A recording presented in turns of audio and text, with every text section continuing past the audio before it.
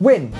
Possibly the main reason your RC aircraft keeps crashing into a family of 6 at the local park. Most pilots think that wind pushes the plane around in the air like a leaf blowing around, but that's actually not the case. So here's the key idea. Your RC plane doesn't feel wind, it feels airflow. If you understand that one sentence, your landings won't be ending in repairs so much. So to find out more, sit back, relax, and welcome to Spitfiremen RC. To understand wind, we need to separate two things that get mixed up quite a lot: airspeed and ground speed. Airspeed is how fast the air is moving relative to the aircraft, while ground speed is how fast the ground is moving relative to the aircraft. So only airspeed matters for lift and stall speed. So let's use a simple example. If your plane flies at 40 kilometers per hour airspeed with a 20 kilometer per hour headwind, your ground speed is only 20. But with a 20 kilometer per hour tailwind, your ground speed is 60. Here's the important part. Even though your speeds seem different, your airspeeds are the same. This is where pilots get fooled. Downwind looks fast, headwind looks slow. So people pull elevator, reduce throttle, or both, and that's how you get to a stall close to the ground. The plane didn't change, the view did. Another concept worth grasping is lift and how that works on an aircraft. The main things lift works on is air density, wing area, angle of attack, and most importantly, airspeed squared. You can pause the video now if you'd like to understand this equation further.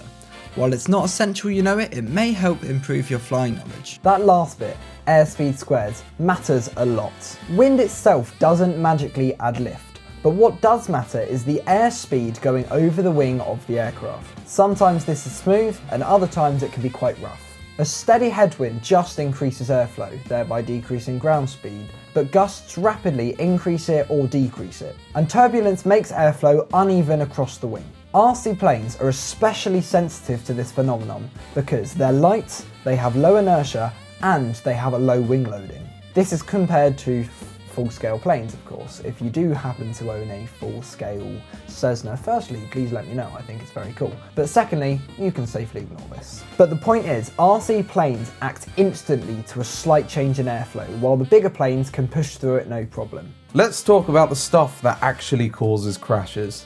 Gusts are sudden changes in wind speed. A gust can make the plane pitch up, balloon, or suddenly gain lift. And that's when it ends. The lift disappears just as fast. Turbulence comes from obstacles. Trees, buildings, pits, hills, especially downwind of them. And then there's the big one people don't expect: wind gradient. Wind speed is higher the further you are away from the ground. As you descend on landing, the headwind decreases. So on final approach, headwind drops, airspeed drops, lift drops, and the plane sinks faster than expected. This is where most of our fantastic crashes happen. The instinct is to pull elevator. Angle of attack increases, airspeed drops more, and the plane stalls right above the ground. The correct fix is throttle, not elevator. Now, let's talk about crosswinds and the downwind myth. Okay, where's your A380? Your mini one? Yes! Crosswinds don't just push the plane sideways. They hit the fuselage and that causes yaw. And with dihedral wings, that yaw turns into roll. That's why the plane suddenly feels unstable. In reality, pilots deal with this by pointing the nose into the wind, this is known as crabbing and is done with the rudder, or banking into the wind with opposite rudder, aka slipping. Now, let's kill a myth. Murdering on the Spitfiremen RC channel. Turning downwind does not change your stall speed.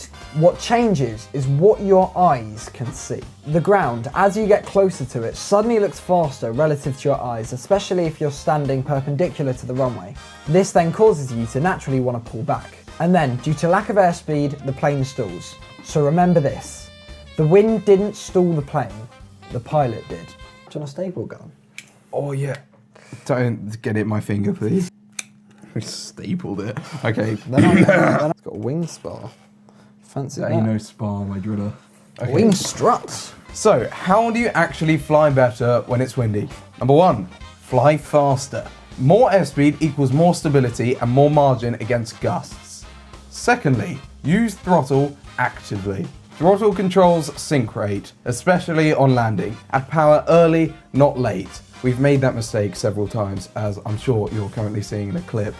Thirdly, fly higher in strong wind. Indeed. There's less turbulence above obstacles, as there's no obstacles above obstacles, and you've got more time to react.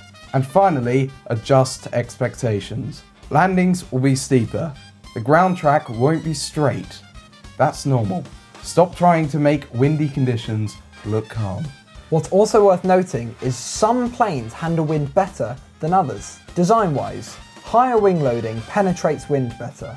Shorter wingspans roll less in turbulence, and symmetrical airfoils handle gusts more predictably.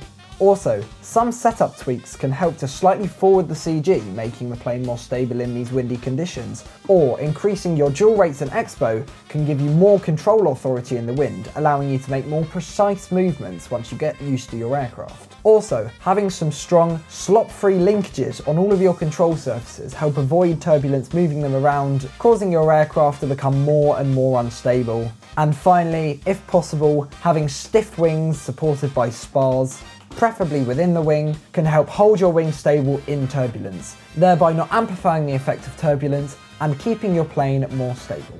Therefore, a well set up plane makes windy days far less stressful than they could be. And here's the big takeaway.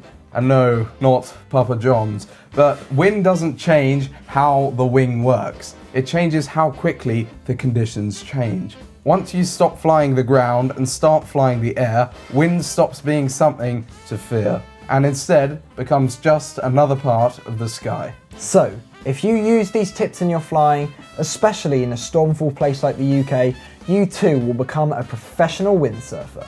If you found this video helpful, do be sure to subscribe and join the Spitfire Men.